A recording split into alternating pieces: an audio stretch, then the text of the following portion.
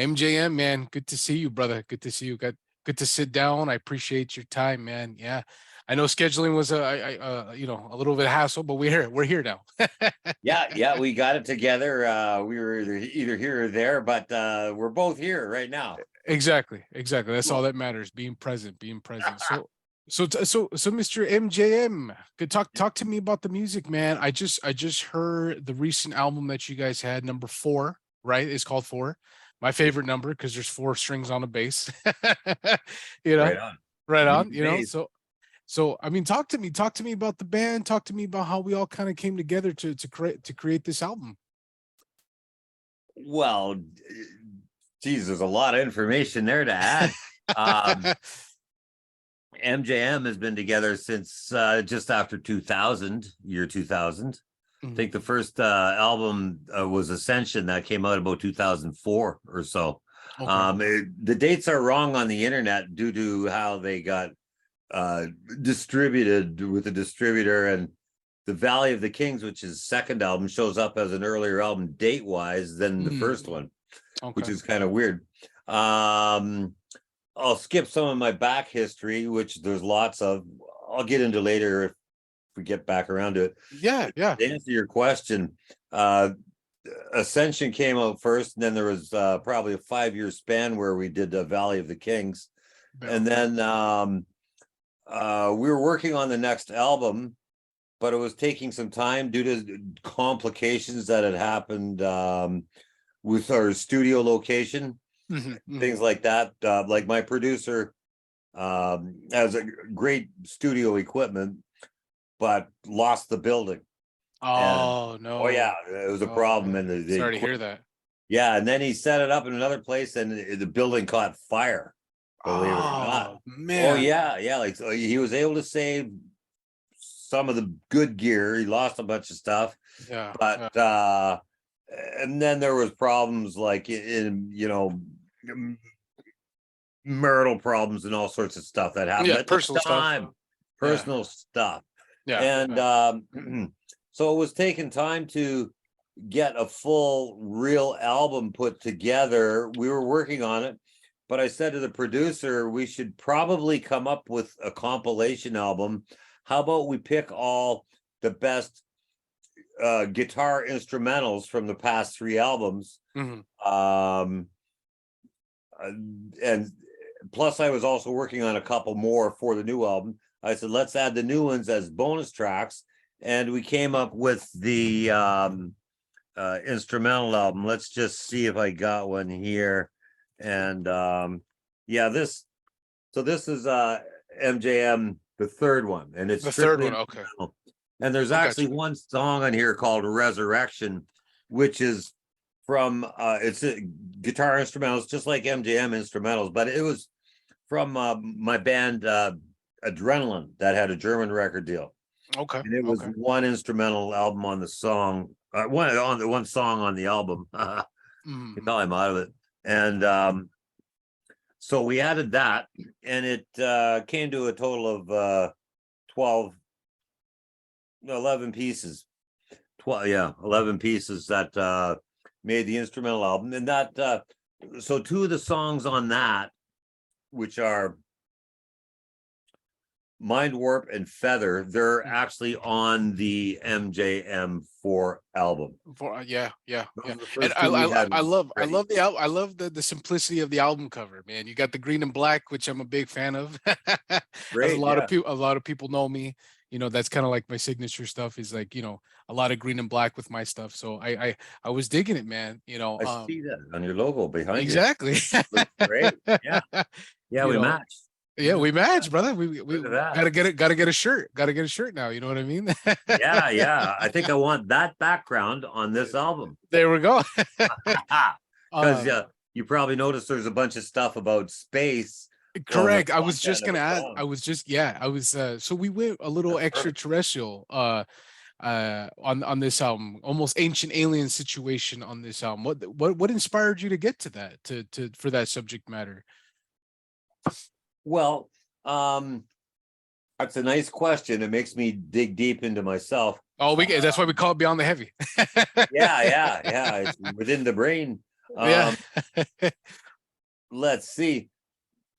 The Valley of the Kings album dealt with history and the pharaohs and the Egyptians and our long history past. And so what made us go into the alien thing is that there's always the concept that possibly the pyramids were built by aliens. Correct. There could have been help from aliens.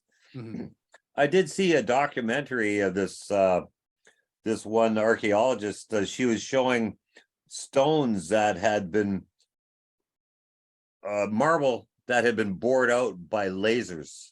Oh wow. Oh wow. That's Okay. interesting. Oh man. Yeah, and these stones were over 5,000 years old, and we did not have laser technology 5,000 years ago. We did not. We did not. Yeah, we didn't have it. We didn't even have it 100 years ago. Yeah, yeah, and it was really cool to see that. I mean, that was real evidence. So, what took me deeper into this was kind of just backing up the thing of Valley of the Kings, and me having watched a lot, well, everything I could find about aliens, every series on Netflix or on YouTube, I was just sucking it all in. And so I was really in that kind of frame of mind.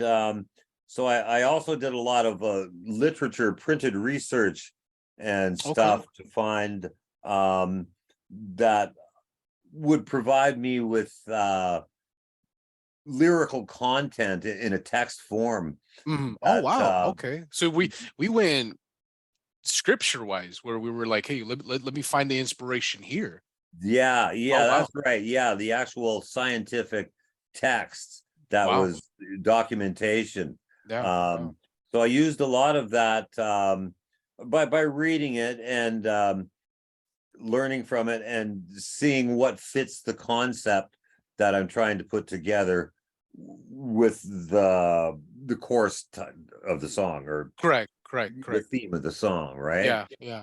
So that went on. There's let's see, Treasure is one. That's 7 super planets. That's about the 7 exoplanets that exist, that could be, for people who don't know, they have discovered 7 planets. They're only 40,000 light years away or whatever. Only it's just for us, that's down the street, right? That's right, for sure.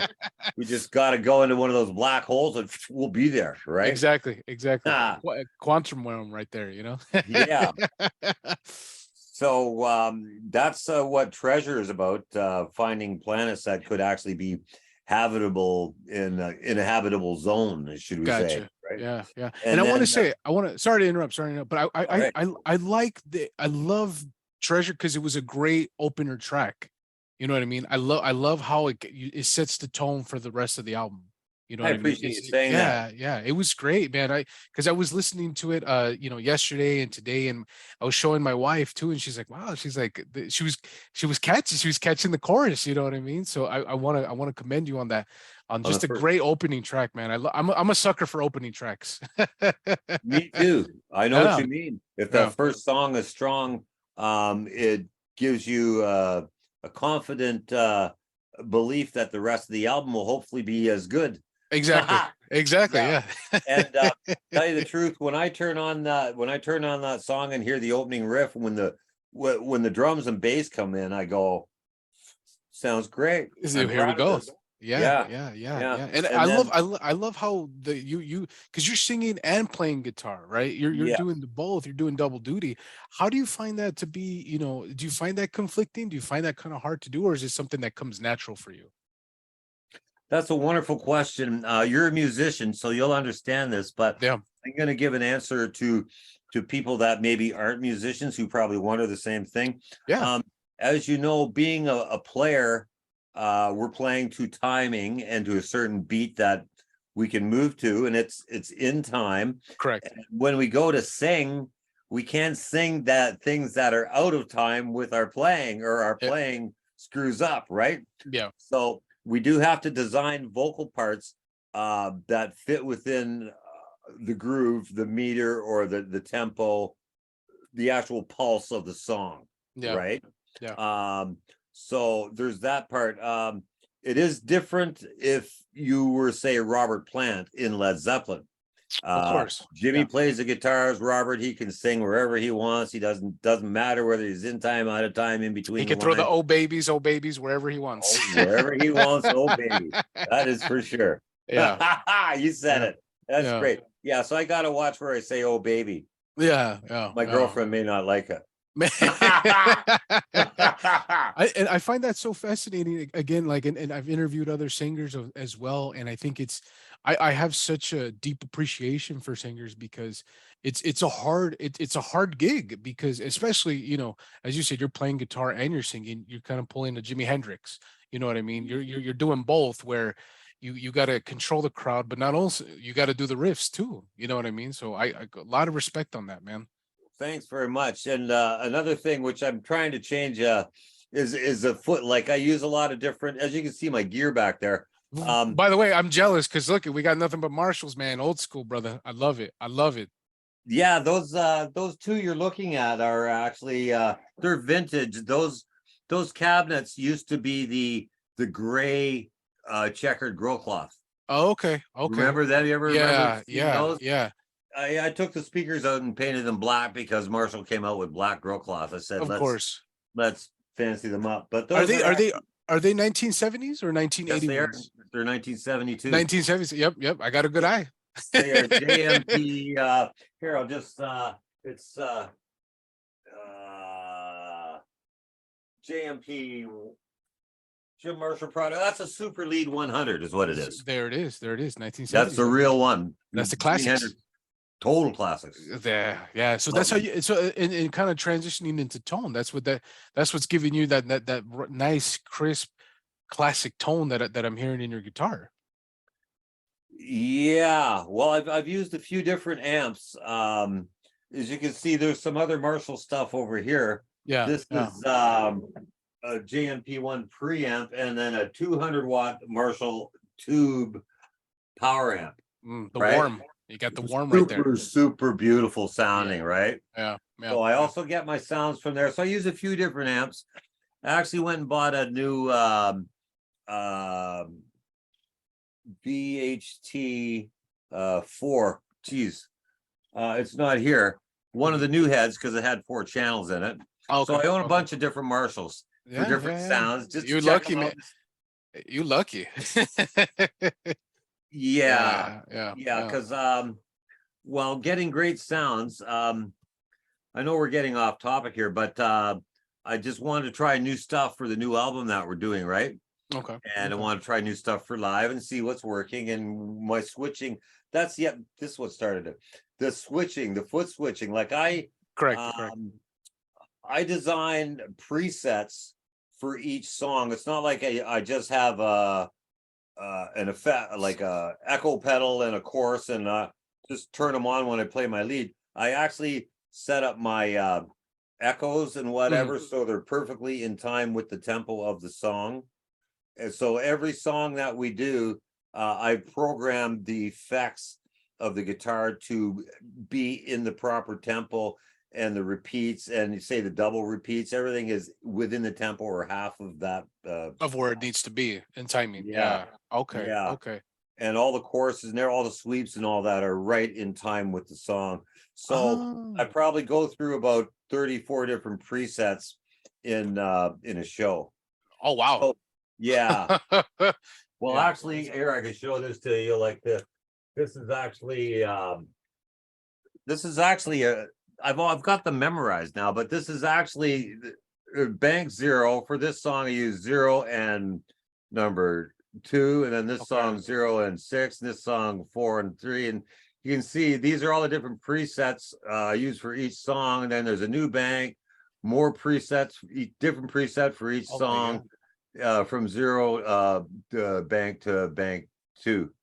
So yeah, it was about 30 some presets that are all custom made for each section of the For song. each, yeah. So I'm guessing you're very meticulous on the way you approach your live sound as in comparison to the studio sound, right?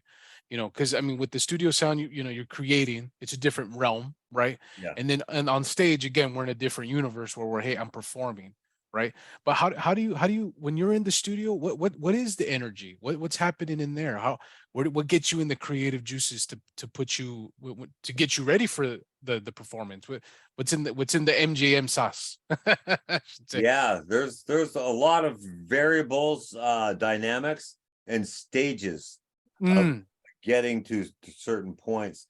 And we could take it from the songwriting point or the preparation for a show. I'll skip the songwriting thing and we can get back to that. But okay. I myself, this is my recording studio, where I write my songs, and this is also where I rehearse my performance, so that I've got it together with my switching, my guitar parts, and my vocals and the Hmm. song before I show up at the rehearsal studio to rehearse with the band. Ah, okay. So, Because I'm the leader, I have to yeah, have it together, right? correct, I correct. can't be a guy sitting there figuring, oh, give me a minute, with this and now I don't know what I'm doing. Yeah. I want to make sure I show up and I know what I'm doing, and I can keep my ears and eyes on everyone else to make sure I'm helping the whole thing develop. And I certainly am not going to be the weak link in, Of you course. know, Yeah, yeah. yeah. So that's as far as that element of getting ready for live goes. Okay, Yeah, okay. yeah, So I mean, and as you said, you want to circle back into how the process goes, right? The creative process, right? yeah. Because I was actually looking at your guys' Spotify, and I saw that you have your list. You got the Michael's playlist, and you got the Doors, you got Yes, you got Jethro Tull. A lot of classic influence that's in there. You know what I mean? So I mean, talk to me about that. I mean, how does the influence play into MJM? How does that go Well, about? that's really nice that you mentioned that.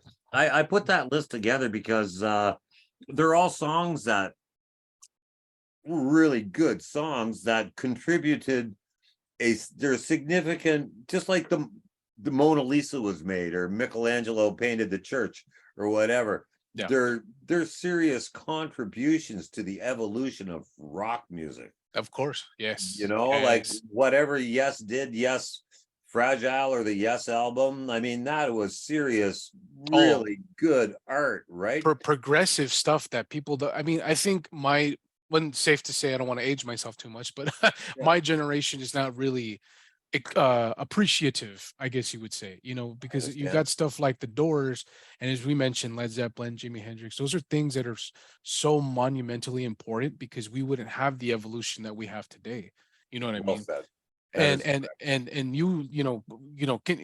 bringing the old school back, and continuing to put out the content, the music, and everything. I think it's beautiful. I think it's necessary, more now more than ever, because these young cats, they're I call them Icarus because they're flying too close to the sun. If you know what I Yeah, mean. Yeah, play yeah. the But Icarus. is Yes like a direct influence? Like, talk to me about the influences that you have. Well, just a few that you mentioned, like Jethro Tull was great, and yes, there's quite a broad spectrum between the Mm, two styles, true. vocally and yeah. My earliest influences. See, I was the youngest child in my family, so I had brothers that were and sisters that were 5, 7, 10 years older than me. Mm, So they all played music. Music was in my whole household. My mhm. father was from the Air Force. He played in the Air Force band, saxophone and clarinet. My mother played piano. His sister played guitar. My other brother played guitar, and my oldest brother just played a lot of music. Mm, Back in those days was when 45s were the thing. And every week mm. you'd go out and buy the new single, and you'd get side A and side B, right, for $1, Yeah. right? Yeah. You know, so Classics. yeah, classic. So I got to hear every hit song every day. there'd be something new. So I had all that coming in, and that's as a really young child. I mean, as a kid that's only this high, I'm hearing all these cool songs. So I grew up on rock music. Other than what my parents would be watching would be more traditional big band music, because my dad played brass. Okay. And Yeah. and the typical television shows that are on primetime viewing. You know what that type of music would have been like back then. Yeah. Almost kind of like the I Love Lucy intro. Yes. That's what comes to my mind is the I Love Lucy. Very good. Yeah. Perfect. Yeah. Perfect. You got the right Yeah. idea. Yeah. So there was that sort of influence. Dun, dun, dun, dun, dun, dun, dun, dun. Oh, that's Bewitched. Close enough. You're in the you're in the ballpark. Yeah, so there was that, plus all the rock. Let's see, my brother, he started, I think, with like doo-wop, but it started turning into psychedelic rock. Yeah, with the British invasion. Yes. And all that. Yes. And then like the Beatles, I still have to say, were the #1 band of all time. Yeah. For what they did to the evolution of music. I agree with you. I that's and I think now in society, and especially in the rock and metal community, I think that's kind of a hot take now. You know what I mean? Which is unfortunate, because I think marketing, phenomenal. You can't beat them, right? I mean, if it wasn't for the Beatles, we wouldn't have Kiss. You know what I mean? We wouldn't have that type of evolution, But I kind of want to contribute to what you're saying. In addition to the Beatles, I want to say even the Kinks. You know what I mean? And in addition to that, because then we got the Yardbirds, then we got Led Zeppelin. You know what I mean? Then we got the great, which I think is in my opinion, the greatest band ever lived, and everybody knows that, is Black Sabbath. But the great, right. This is, to me, the Praise God for Black Sabbath. Exactly. Yeah. I got to show you something. You're gonna love this. What's up, everybody? Want to jump in really quick to tell about one of my favorite brands and my brothers over at Heavy Defender Merch. Heavy Defender Merch products are a must-have for any heavy metal fan. Their banners, pins, and apparel is made from high-quality materials that feature bold, eye-catching designs that are truly to capture the essence of the metal lifestyle. The shirts are comfortable and durable as hell, man. The hoodies are perfect for when you're leaving the whiskey and it's fucking 2 o'clock in the morning, it's cold as shit. Heavy Defenders offers a great selection of products for any metalhead looking to represent their passion in freaking style. With unique designs and quality material, hey, check out HDM.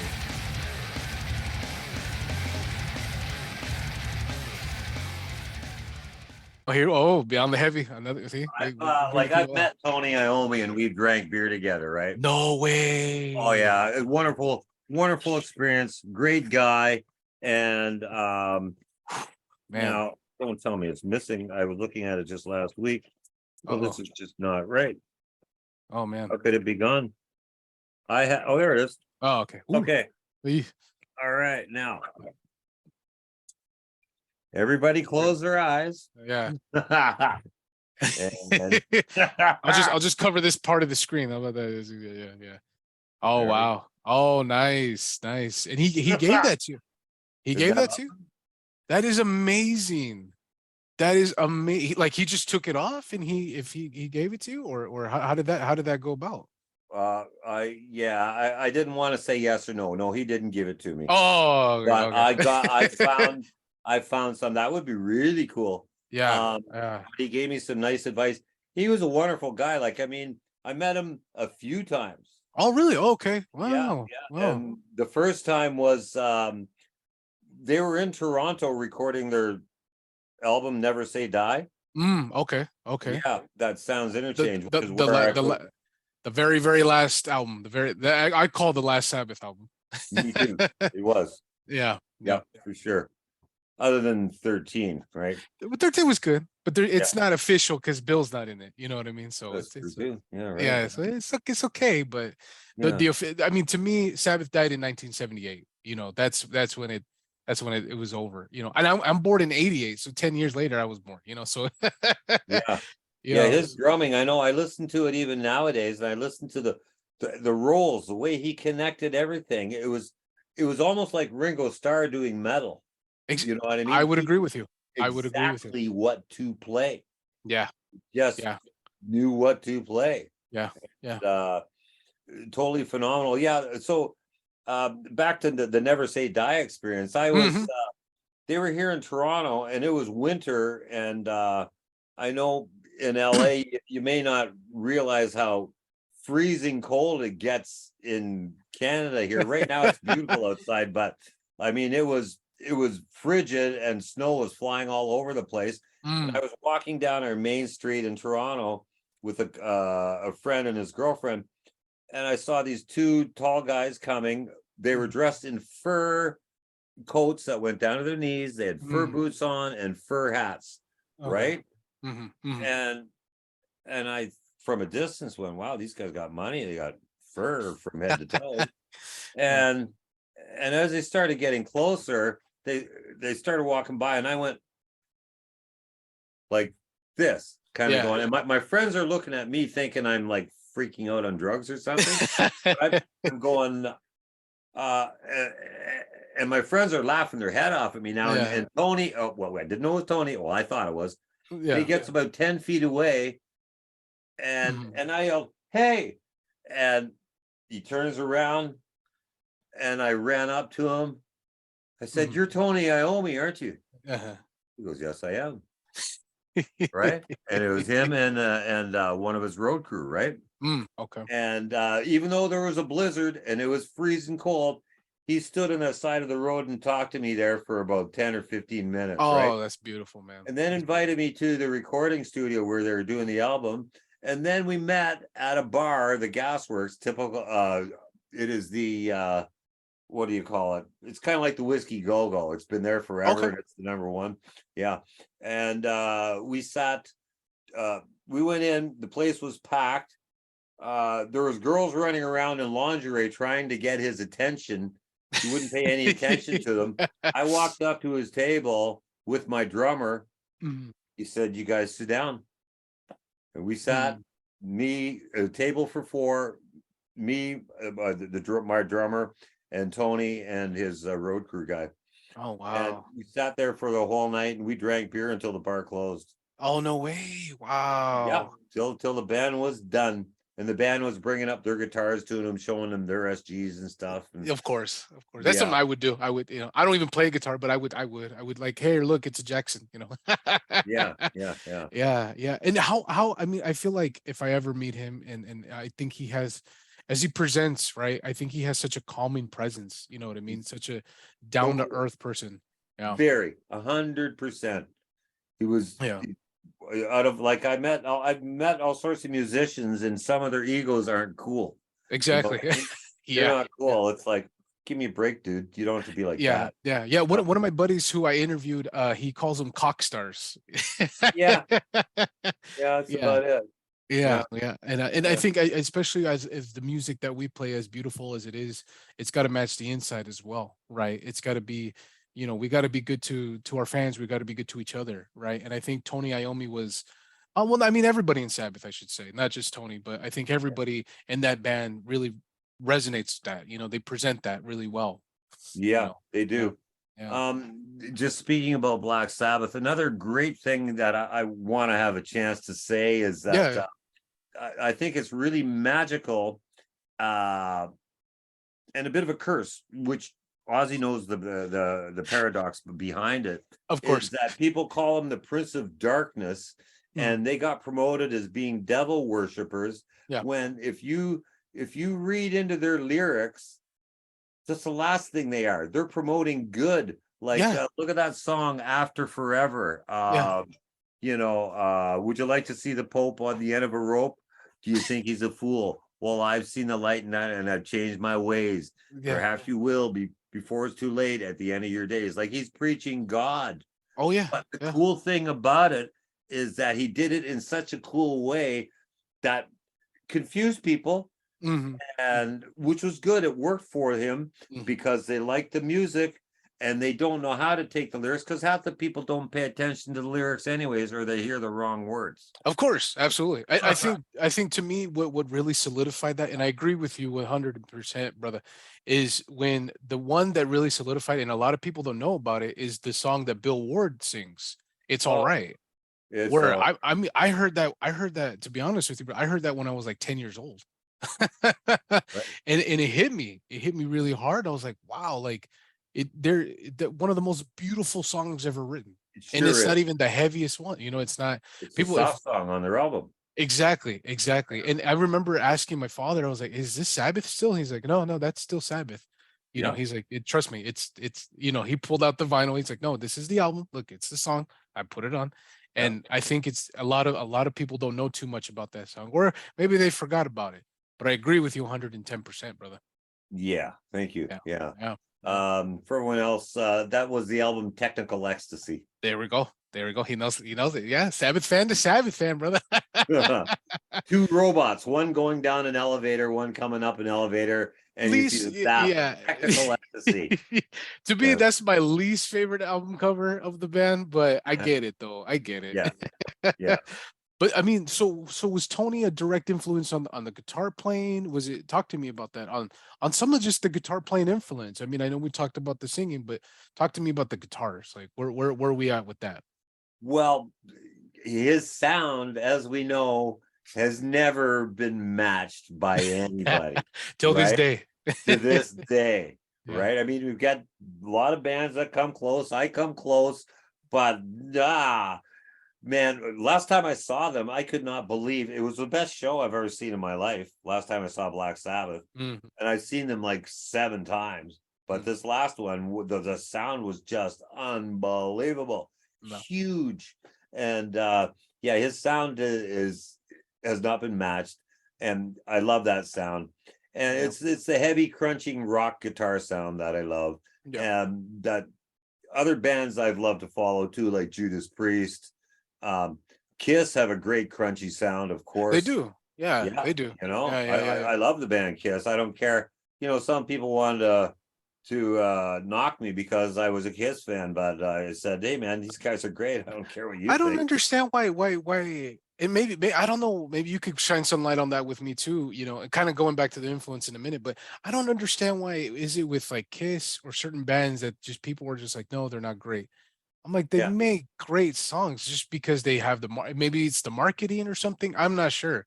But I just think they put out good classic rock songs, right? they Like sure did. Kiss, Judas Priest, like Zeus mentioned. Like I could listen to Screaming of Vengeance for a week straight and not get tired of it. Oh, that is I saw Priest. By the way, the first time I saw Judas Priest was in a club, the Alma Combo, Mhm, which is small. It's here in Toronto. I mhm, mean, it only seats about 200-300 people. mhm. And the next time they came back, they played an arena that fit 30,000 people. And so the first album they were doing was Killing Machine with Hellbent for Leather on it. Okay, okay. And then they came back next time Screaming for Vengeance. Screaming for Vengeance, yeah.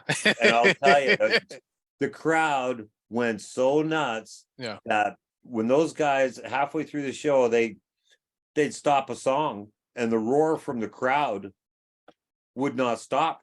Yeah. Oh yeah. They had to Yeah. stand there for 5 minutes and just let the crowd roar Yeah. and roar. It was unbelievable. The crowd knew it that the priests were happening, right? That they had something special. Yeah. Something Yeah. real Yeah. special. And I want to tie it back to you because I feel like it's a good influence on the MJM sound, right? I think that's it's under that category, right? And I think that you guys have put, waving the flag on that old school classic rock, classic. I want to say even classic heavy metal, right? Yeah. Because I don't want to run away from that. You know what I mean? But I mean, I want to kind of talk about the future, right? I want to talk about the MGM future. Is there a new album in the works? Talk to me about that. Yes, there is. There's a new single we'll be releasing in the next month or so. Now, Nice. regarding the style, the whole album's going to be heavy. There's a lot of songs written, but this first song we're releasing is kind of geared for radio. It's kind of like the "You Got Another Thing Coming" from Judas Priest kind Okay. of thing. You know what I mean? Mm-hmm. That wasn't their heaviest song, but it was a radio hit. Yeah, It's yeah, kind of yeah. like that, right? It's Okay. called Live It Up. Live And it up. Okay. yeah, so that's the next thing you're going to hear from us as we're getting more of the songs produced. Perfect, Yeah. man. Yeah, yeah. Yeah. Hey everybody, jumping in real quick just to let you know about today's sponsor, Metal and Iron. Are you a gym goer? Do you like listening to metal? Do you like lifting heavy? Well, Metal and Iron's got you covered with shirts and designs that are there to let people know that you're about the heavy lifestyle. None of this gym shark shit, none of this Adidas, Nikes, nah, you're there to lift the heavy shit.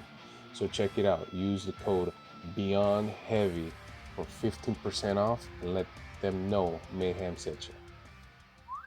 And so is I know as the last album, number 4, was more again like extraterrestrials, ancient aliens subject matter. Where are we going with subject matter on this one? Are we going a different direction? We going more into historical stuff? Talk to us about that. I have a funny feeling that something I've avoided over the last 2 albums or 3 albums Mhm. was dealing about common day things I avoided, like boy-girl relationships, troubles of growing up, real life stuff. I may kind of do a bit more of that this time around, since I Okay. totally avoided it a lot in the last few Mm. albums. And We'll see how it comes together. Okay. And just kind of like, I don't know, not to sound too much as a therapist or anything, but I mean, why is there a reason why we kind of avoided that subject? Was it maybe something that you weren't really connecting with, or is it something that you're like, you know what, I'm ready for this type of subject matter?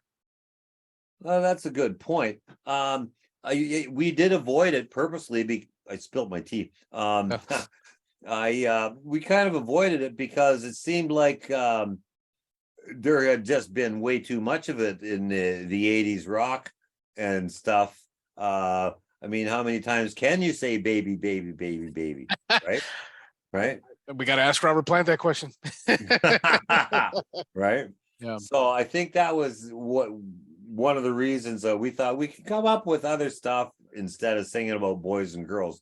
But we know that it's still one of the main things. Love makes the world go round, and Of course.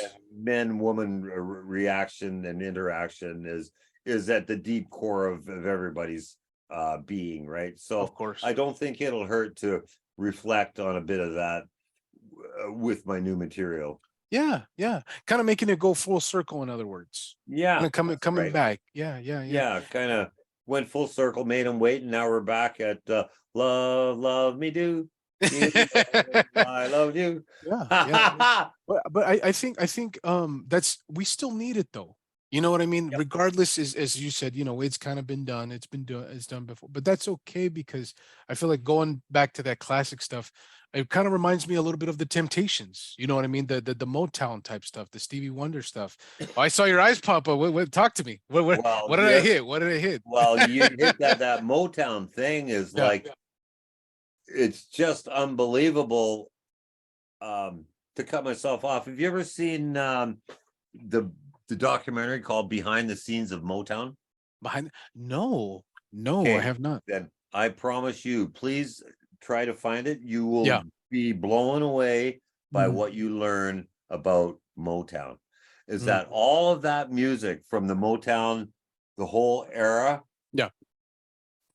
was pretty well the same, pardon the term, stable of musicians. Mhm. Used all the same players from Detroit, okay, and they just put different singers in front of them, from the Jackson 5 to the Supremes to all the more, like Smokey and Course. Smokey and the Miracles and whatever. Yeah, and one of the most influential bass players of all time, James Jamerson, Yeah. right? One of the created the most fantastic bass lines for the Temptations, for Stevie Wonder. Yep. So I appreciate you. Thanks for turning me on that. I'm gonna look for it. I'm gonna look for it. Yeah. Do you want to write it Yeah. down? Behind the Scenes of Motown. Behind the scenes of Motown. Yeah. Yeah. Because Yeah. I mean, a lot of people know that, of course, Beyond the Heavy, obviously Jackson, all that stuff, Sabbath, but really where my heart is at is with Motown. right? I think a lot of it's been overlooked, right? A lot of it, we can contribute a lot of heavy metal to Motown, right? Because Oh, yeah. Because was I know even David Lee Roth, one of the best frontmen of all time, yeah. you know, he said it time and time again. He's like, I'm more into Diana Ross and the Supremes and all that stuff than I am Yeah. to, you know, than There was to Led Zeppelin. yeah. Oh, they were extreme. Yeah, You put on Diana Ross and the Supremes, and you listen to those vocals, baby, baby, yeah. dun, dun, or baby, baby again. But Again, you know the song I meant. yeah. Yeah, they were just so good. And the thing is, the recording studios were as good as they could be, but back then they're dealing with 4, maybe 8 tracks, but they Mhm. got fantastic, very high fidelity recordings Absolutely. with excellent performances, live performances to tape by those musicians, I right? agree with you. I agree with you, brother. Yeah, yeah. And Nothing beats old school, man. Nothing beats old yeah, school. and the volume of Motown music that had #1 hits is incredible. Yeah. Like if you yeah, when you think about it, it took up quite a big section of time between there was the merge of psychedelic music merging with Motown R&B, and then the disco started to kind of happen, It happened. Yeah. but the Motown kind of covered all 3 of them. It was still happening while they were all happening. Yeah. You know what I Yeah. mean? There was still Exactly. Motown when there was in British invasion and while there was disco. Exactly. Disco was kind of an extension of Motown. I agree with you. Yeah. You Yeah. know? Yeah. Yeah. It's just Yeah, the as you said in the beginning so beautifully, that it's the evolution, right? And then yeah. I think kind of how it comes back to MJM, how with you guys, there goes the evolution coming back into a full circle with kind of maybe touching that subject with the next album, you know, with number 5. Maybe I'm guessing that's the name of the album. Yeah, 4 after now we're on 5. it's yeah. I don't know if Yeah. I'll call it 5 though. Okay. All right. All right. All right. Yeah. Yeah. Yeah. Don't want to jump the gun. Everybody guessing. Yeah. Yeah. Yeah. So Yeah, yeah. So Mr. MJM, brother, I hate to cut it short. I feel like I could talk to you for hours, brother. me too, Honestly, Max. you know, I Yeah, appreciate your time. We got to do a round 2. How about I'd that? love to. It's been an absolute Yeah. pleasure talking to you today, You and too, brother. and Yeah. everything you've asked has been very easy and pleasurable to answer. Absolutely, So brother. No, thank you for thank you being so such much. a great interviewer. Okay. I try, brother. Thank you so much.